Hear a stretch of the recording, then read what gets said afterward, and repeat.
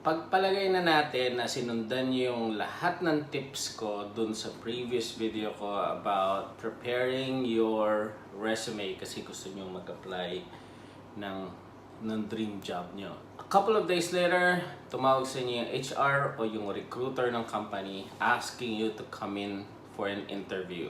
This video, bibigay ko sa inyo yung mga tips and tricks that I've been using para ma-land yung trabaho and how to prepare for the job interview.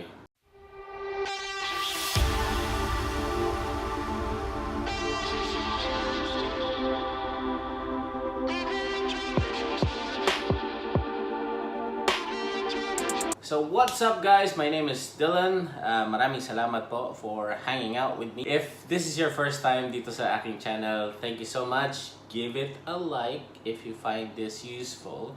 Mag-subscribe kayo kung hindi pa po kayo nagsasubscribe, and share natin yung love sa ating mga katoto dyan.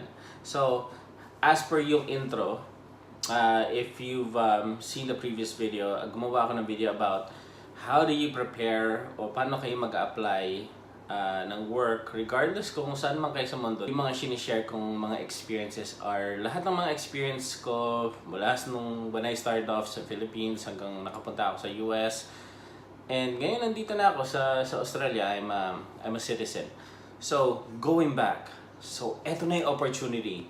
Nagsabit kayo ng resume nyo, tumawag yung HR, and they were like so impressed with your resume. They want to meet you face to face for an interview. Now, before I go on, maraming klaseng interview, di ba? So, may interview na preliminary interview. May it be like from HR or yung recruiter. Basically, they're just sussing you out. Sino ba talaga to? Sino ba to si Delan?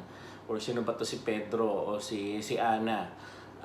Kamusta ba siya? Totoong tao ba to? Like, nagma-match ba yung yung resume niya dun sa tao na natatawagan namin? So usually yun yung purpose nung preliminary interview. Like, kamusta ba to? Available ba to? Tatanungin kayo dyan, ano ba yung reason kung bakit mo gusto mag-apply ng trabaho na to?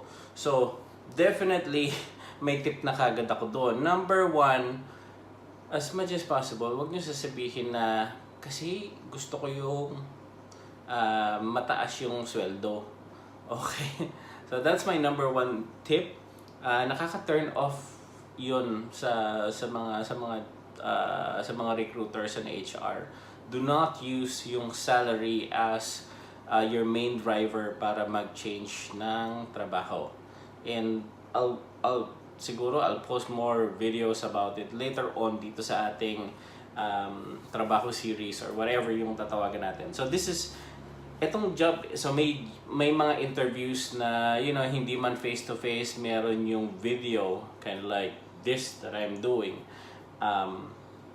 Merong I've gone through all sorts of interviews, from yung Skype interview wherein nasa bahay lang ako. Then syempre kailangan maayos yung background ko, and kayo rin hopefully if you get that job interview, ayusin nyo yung background nyo, make sure na parang ganito na maayos yung lighting, not your behind yung light source as much as possible. Nandito na sa gilid, that's why binuksan ko yung blinds ko is just to give proper lighting. Check lang na yan. So may job interview rin na alam niyo yun, naka-experience na rin ako ng job interview wherein one way yung video, which to be honest with you guys, hindi ko nagagawin. I think it's just unprofessional kung papakita mo yung sarili mo pero sila, they wouldn't want to show themselves. So I think it's for me personally, I think that's unfair. It's a bit unprofessional. So well, it really depends. Kung gusto niyo talaga makuha yung work and you're starting out, I think you can't really complain. For me, hindi naman sa pero I think I'm in a position na para mag-demand sa mga ganong klaseng interviews, and I think it's just professional.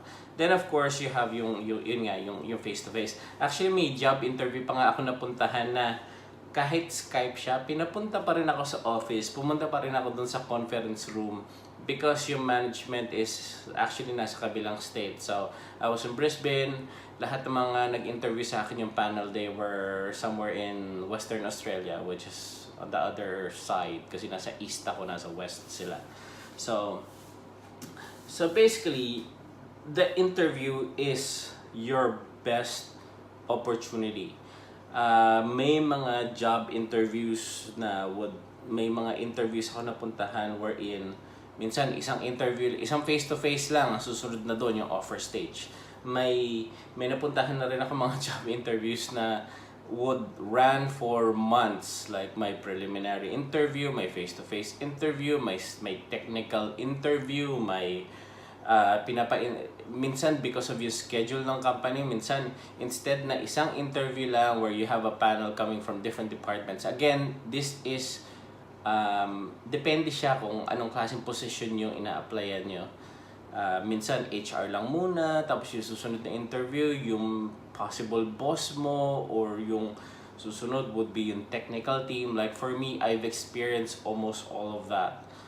From a panel to like pabalik-balik ako. But now, ang rule of thumb ko, pag ang interview is lumampas ng mga 3 visits, which is the most that I've done, pag lumampas siguro doon, hindi na ako, I'm gonna bail out of the process. Kasi it's unfair para doon sa current employer nyo, unless talagang wala kayong job at that moment. Pero I think it's just unfair for myself, unfair din doon sa current employer nyo, kasi syempre, depende ko anong gagawin nyo doon, di ba? Mag-apply kayo ng leave or kunyari, sick leave. So, depende talaga. So, anyway, going back, this is the best opportunity. Minsan, hindi nyo alam kung ilan yung interview eh. So the interview is your best opportunity, and sometimes the only opportunity you have to land the role that you want. So, bibigyan ko kayo ng tip, and the way I look at interviews, tinitingnan ko siya as, or yung job hunting. I always think of it as a relationship or a marriage. So yung interview is parang, yun yung courtship stage. So don't think of an interview na parang nagmamakaawa kayo to look for a job. It's always two-way. Hindi lang dapat yung employer hindi lang dapat yung ikaw nagpapa-impress dun sa employer to hire you. Pero dapat ikaw rin, you have to ask yourself kung magiging masaya ka ba dun sa papasukan mong trabaho. Again, it's not all about the money, it's not all about yung position. At the end of the day, kailangan pareho kayong masaya sa isa't isa. Kind of like in any relationship, right? So, ang interview, tingnan mo yan, look at it as parang speed dating. yung parang it's your only opportunity para kilalanin yung company na papasukan mo, yung position, yung magiging boss mo. That's your window. Yun yung opportunity. Wag mo lang tingnan palagi yung, this is my ticket para umasenso ko or to move up the ladder. Hindi lang yun. Kasi, take it from me, I've gone through a number of companies from the Philippines. Like I said earlier, I've gone through those phases na rin. So think of it that way, na parang yung interview na yan, it's not just about you putting your best foot forward. I'm pretty sure yung company rin is making sure that they get the best out of kung sino man yung mga, think of it as parang ikaw yung lalaki, or depende. Pero tingnan nyo na lang na gano'n. Kunyari nililigawan nyo yung company. Ikaw yung lalaki, or these days, kahit babae na rin naliligaw. Anyway, it doesn't matter. So, think of it na ikaw yung naliligaw. You're putting your best foot forward, and at the same time, you're trying to figure out a way kung paano makikilala yung future wife mo. So, once you get into that offer, think of the offer is like, yun nga lang, yung kabaliktaran nung sa courtship, ang nag-o-offer ng marriage is yung company, di ba? Because they present you like an offer letter o yung parang ring, yung engagement rings. Then once you start your employment, yun na yung parang yung marriage. So, let's not go dun sa mga divorce and all that. But let's just stick with the courtship phase, which is the interview. So, here are my tips sa akin, sa mga subscribers and yung mga mag-stumble upon itong video na to, and which I hope you will find useful. Okay, let's start. So, based sa studies, ang interview is all about impressions. Sabi nitong study na to, and you can look it up, the mere fact na makita kayo ng interviewer, yung first minute nila of their interaction with you and kayo rin with them, most likely 80% to 90% after 40 minutes ng interview nyo, kung ano man yung impression nila during the first minute would be the same after the entire interview process. So sobrang halaga na you start impressing them on first point of contact. So na-impress na sila dun sa sa resume mo. You have to make sure na ang trabaho mo dyan from that point forward is to keep on impressing them up to the point na magkaroon kayo ng interview. Okay, yun yung mga critical points dun eh. So, yun. Okay. So, tip number, so dinidivide ko yung mga tips ko based on the pre-interview to the interview and how do you close it. So, dun muna tayo sa pre-interview. Doon sa pre-interview. So, one, make sure you know the date and time of the interview. This is, I know it sounds stupid, of course. But believe me, may mga nakilala na ako, I thought I've seen everything. Pero may mga nakilala ako na they actually forget that it was their interview for that date, and nakapag-book sila ng other appointments. So it gives you that stress of canceling other appointments. So you have to make sure na you have, alam mo yung date and time kung kailan yung job interview mo. Then the next that this is still part of the pre-interview, is if you can ask for it, tanongin nyo kung sino yung mga magiging involved dun sa interview na yon. Like, get their names. There's a reason why you need to get their names. Like, the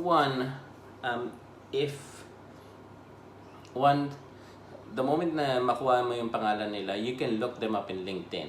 So, I'm not really sure I'm pretty sure kung nasa Pilipinas kayo, applicable na rin to. Ako, what I normally do is, okay, tatawagan ako ng HR or tatawagan ako ng recruiter, and normally yung tatanungin ko dyan, sige, after getting the date and time, I'm going to ask them, sino ba yung magiging part netong mag-i-interview sa akin? So, sinabi niya si Jose Rizal, yan. Then, example yan si Jose Rizal, the first thing I will do pagkatapos ko makuha yung mga name or yung name na interviewer ko is I am going to look for them in LinkedIn. So, hindi siya, don't mistake it for stalking. It's not that.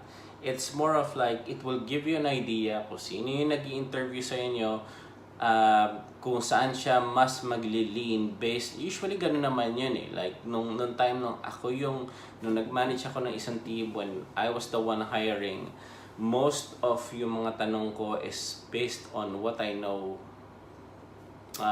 Kung ano yung skill set ko, dun ko siya i-base kasi yun experience ko eh. So, basically, expect the same thing kung magkakaroon kayo ng panel, no? Kung sino yung mga nandun sa mag-i-interview sa inyo. Look at their resume, and another thing that I look at is kung sino yung mga connections nila, di ba? Kung may LinkedIn kayo, makita niyo yung LinkedIn nila. Sometimes you will use, or may makikita ako mga common connections namin, and sometimes I use that as main talking points during sa kalagitnaan nung interview.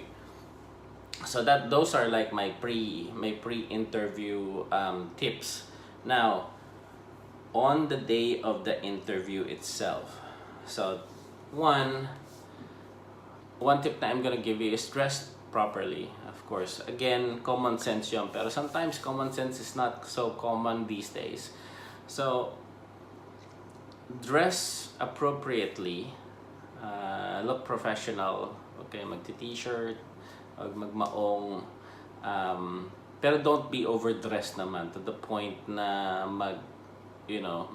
wag tuxedo or pwede kayo mag-coat and tie. Again, depende sa position na ina-applyan nyo. Ako, usually it's just smart casual, because normally ganun naman talaga in my field, smart casual. Then next is don't be late. Like I said, this is all about first impressions. So max, don't be late, but at the same time, don't be too early. Like, wag naman kayong magpakita doon ng mga 30 minutes. Actually, 15 minutes, masyadong maaga pa rin yun. Ako, rule of thumb ko, 10 minutes would be the earliest, but definitely don't be late. Ang sweet spot ko is like between the 5-minute mark, 10 minutes, between 10 and 5 minutes. Yun yung sweet spot ko kung kailan ako pupunta doon mismo sa site. But within the vicinity, I arrive in the vicinity 30 minutes prior to my interview. So bakit 30 minutes? Kasi that's the reason kung bakit it's also important yung malaman nyo yung date and time para as early as possible, para masas out nyo paano ba yung traffic situation dun sa lugar na yon. Madali ba mag-parking? Madali ba mag-commute?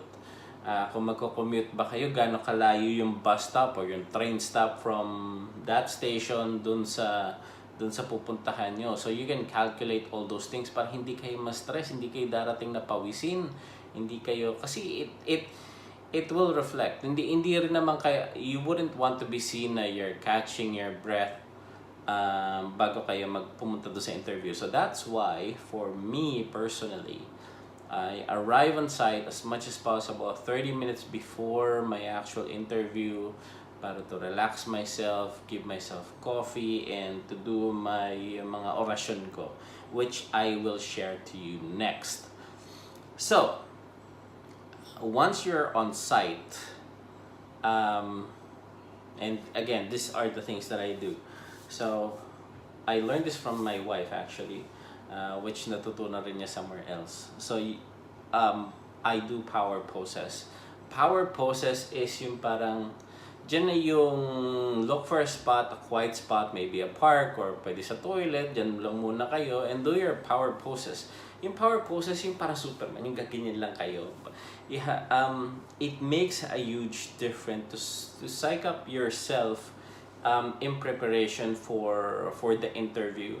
Kasi sometimes pag medyo kinakabahan tayo, minsan it affects yung body language natin during the interview itself. So that's one of my tips. Once you're on site, try to relax. Ako 30 minutes, I walk around, look for a quiet spot, then I do power poses. Then the next thing I would do is I would do power self-talk, or yung mga affirmation, like you can do this, or aka prayers. You can pray. A lot of people pray. Ako rin, nagdadasal din ako bago. Lord, first yung gratitude, thank you for this opportunity. Please give me the wisdom, open my mind, to say the right things, to ask the right questions, ganun ba. So those are the things na ginagawa ko prior to even going inside doon sa building or mismo doon sa room or sa reception kung saan ako magkakaroon ng interview. Now, once you are, so sabihin natin mga 5 minutes, di ba? Dumating na kayo, nandun na kayo sa receptionist. Ililid nila kayo dun sa room, right? So, my next tip is where do you sit? Okay? So, I love it. I always love it when pag dinala ako sa conference room and yung i-cue nila ako na you can sit anywhere you want. Sa akin, I think that's a huge advantage if they give you that option para umupo kung saan. Which leads me dun sa next tip ko, which is know the power positions sa conference room. Okay? So ako, if I'm given the option to sit anywhere I want, I always choose the power seat. So ano ba yung power seat na yon? So 'di ba sa isang interview room, regardless ng square or circle or rectangle, may mga sitting positions yon. And typically, ang power sitting position is always facing the door. You do not put your mapapansin niyo yan kung naka-attend kayo ng mga meeting, walang boss na nakatalikod sa pintuan. Usually, they're the ones facing the door. So, nakikita nila kung sino yung pumapasok sa pinto. So, it's also a good, it gives a good impression dun sa nag-i-interview na he knows how to position himself. It's a show of leadership as well na you know where to position yourself. So ako, ganun ang ginagawa ko. If given the chance, sabihin nila sa akin, sit wherever you want. The first thing is I will look for are the power positions. So ano ba yung power positions na yan? So for example, kung ito yung lamesa, right? The door is here, right? The door is here or here. Puposition kayo here. Okay? Dito kayo puposisyon. Kung nandito naman yung door, dito kayo puposisyon. Yan. So, always facing the door. Tapos kung marami yan, you can look it up. You can Google it. So, medyo mahaba na itong ano ko. So, okay. So, yun yung sitting position. Then, the next is during the interview. Number 1 is body language matters a lot. Again, this is all about how you handle yourself. It's all about making a good impression. So do not slouch, don't make unnecessary movements. Huwag kayong ganon. So ako, ang ginagawa ko palagi lang ako nakaganyan. Okay, just to control my hand from going somewhere. Hindi rin ako sumasandal far back. I'm always parang I put yung siko ko by the table and I'm leaning forward dun sa nag-interview sa akin. So, and I maintain eye contact. I don't do yung mga ganyan. Like, yeah, unlike now, nadidistract ako kasi yun yung problema kung bakit I don't want to raise yung curtain, yung blinds, kasi pag may dumadaan, gumaganon ako. But anyway, I'm sorry about that. Yun. So, don't make unnecessary movements. Maintain eye contact. Tapos, there are some interviews wherein they will give you a glass of water. Ayan, na-experience ko rin yun. And minsan, may intention tayo na, yun, one tip is while you're in the middle of an interview, avoid drinking water kasi it will look like na para kayo natetense. So yes, may katotohanan doon, natetense kayo or natutuyuan kayo ng ano, pero as much as possible, control yung pag actually picking up the glass of water before answering. I would suggest kung talaga nauuhaw kayo, tapusin yung isang question and answer, hold off, then you can drink the water, then proceed. Next is make sure na you know everything that's on your resume. Masyadong big gotcha to. Maraming tao nagpapagawa ng resume nila or maraming tao nagpa-fluff ng resume nila. You have to remember kung magi-interview kayo, always think na pwede kayong tanungin doon sa resume nyo, and if you have no idea kung paano sinulat yung resume na yun, that could affect the impression. Okay? Next, Usually ganun naman yun, di ba? So introduction, then questions, then depende. I'll probably make a blog as well, yung mga best question and answers. Then the third, mapapansin nyo kung na-experience nyo na to, tatanungin nila sa inyo, do you have any questions for us? Actually, that is your best opportunity to ask lahat ng mga gusto nyo matutunan sa company. Okay?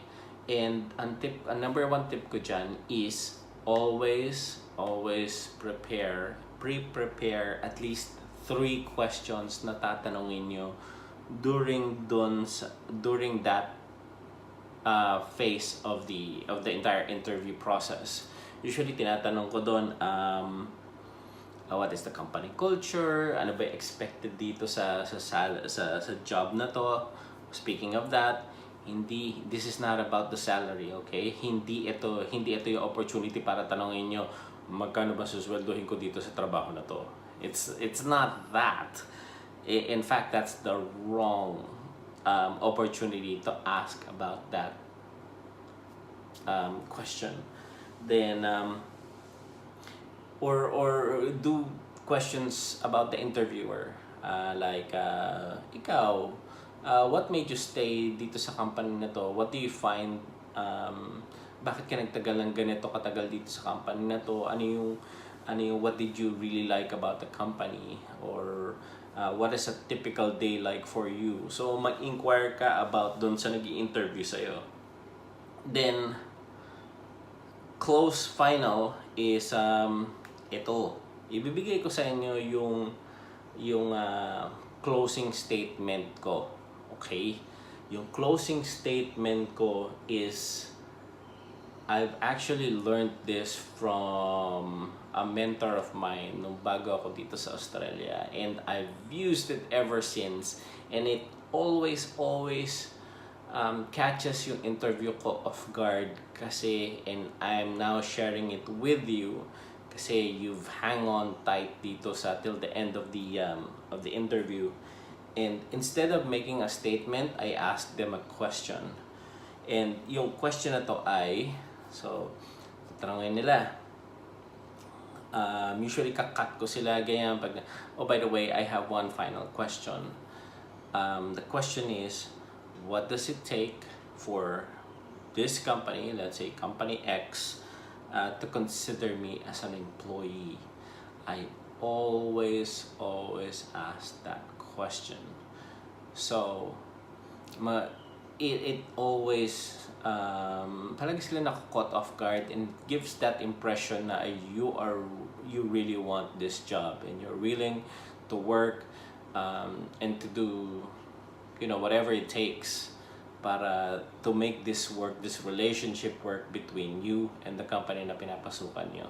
Okay, so I hope marami kayong natutunan dito. Medyo napahaba na naman tayo because I have so many things to share.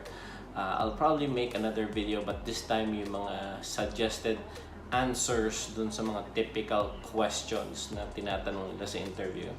But anyway, for now, I'm gonna leave it as that. Please leave this video a like if you find it interesting. Share it with your friends, to your social media accounts, please. So para, let's share the love. If hindi pa kayo nagsasubscribe, please subscribe. And remember guys, oh by the way, I also have like a separate channel which I will leave the link down below. Also my LinkedIn account. If you have any comments or suggestions, also leave a comment down below. And again guys, as what I've been saying sa isa kong channel, keep on studying, be a lifelong learner. Remember, it's all worth it. Bye.